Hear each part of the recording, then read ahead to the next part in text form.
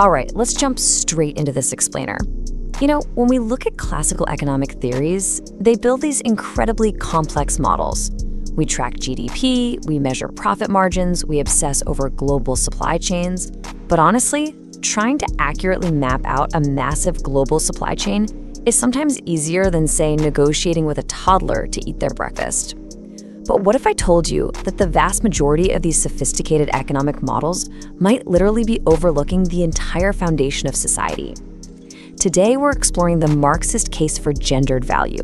It's a really fascinating framework that basically asks us to look at labor, life, and the economy through a totally different and, frankly, pretty eye-opening lens. So think about this for a second. If capitalism absolutely relies on workers to function, who creates the workers? Let that question just hang there for a moment. We're so intensely used to analyzing the factory floor, the corporate office, or the digital gig economy, right? But there is this massive, totally invisible engine powering all of it right in the background. And that's exactly the mystery we're going to unpack together today. Here's a quick look at our roadmap. We'll be moving beyond just class and factories, defining exactly what social reproduction is, uncovering the so-called great capitalist trick, expanding on classical Marxism, and finally, looking at why all of this absolutely matters today. All right, part 1, Beyond Class and Factories. When you hear the word Marxism, what's the very first thing that pops into your head? For most of us, it's class struggle. It's workers, factories, wages, capital, maybe a revolution thrown in there. And hey, that makes total sense. Marxism is fundamentally concerned with who owns things, who does the work, and the unequal distribution of wealth. But actually, that is only half the story. See, classical Marxism is laser-focused on the public sphere, right? Factories, capital, wages. But that leaves some pretty glaring, gendered blind spots. I mean, what about women's labor? What about childbirth, care work, domestic life? Can traditional Marxism actually explain these things, or is it focusing way too narrowly on just the public class struggle? To really understand how our society is put together, we have to flip the script and look at the private sphere. Which brings us to part 2. What is social reproduction? To address those blind spots we just talked about, we need to pivot to a really core, undeniable premise. And that is, capitalism doesn't just depend on paid work. It fundamentally depends on sustaining life itself. Think about it.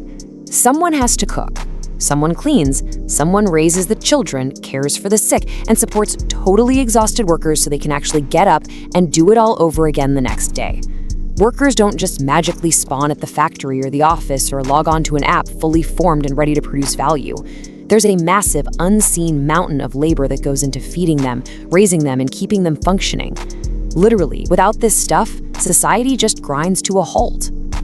And this is the essence of what we call social reproduction. It basically refers to all the labor involved in maintaining and reproducing life.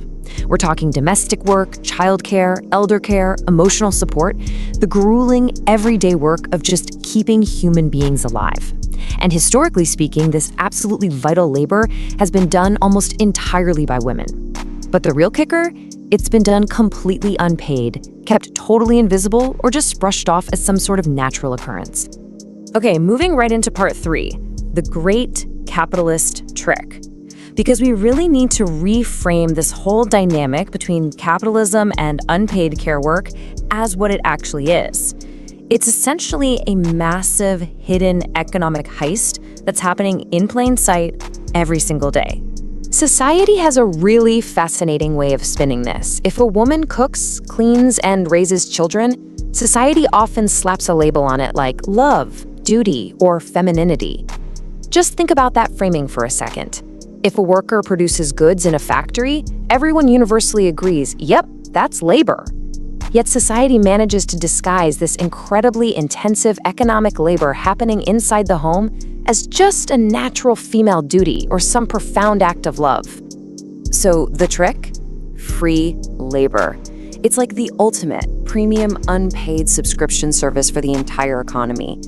Capitalism essentially gets tomorrow's worker delivered on time, fed, rested, clothed, and totally ready to produce value, while someone else did all the heavy lifting to make that happen, entirely for free.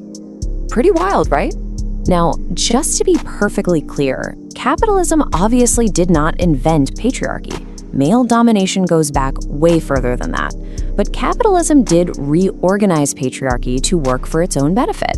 It started relying heavily on very specific gendered divisions of labor. It essentially treated men as the breadwinners and women as dependents, which inherently devalued care work.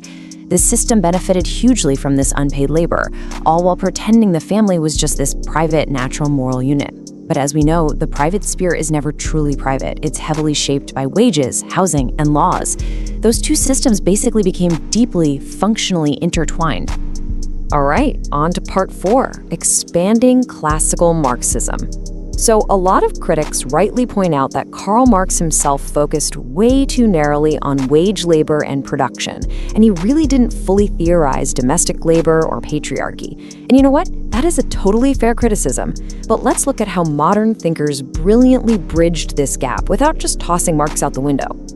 These modern thinkers took that framework and really expanded it. You've got Silvia Federici, who tied the very development of capitalism to the control of women's bodies and domestic labor. Then there's Lise Vogel, who argued that reproducing labor power isn't just some side issue, it is absolutely central to the total organization of capitalist society. And Nancy Fraser identified this deep, structural contradiction. Capitalism completely depends on care work to survive, yet it constantly undermines that same care work by privatizing risk and intensifying work.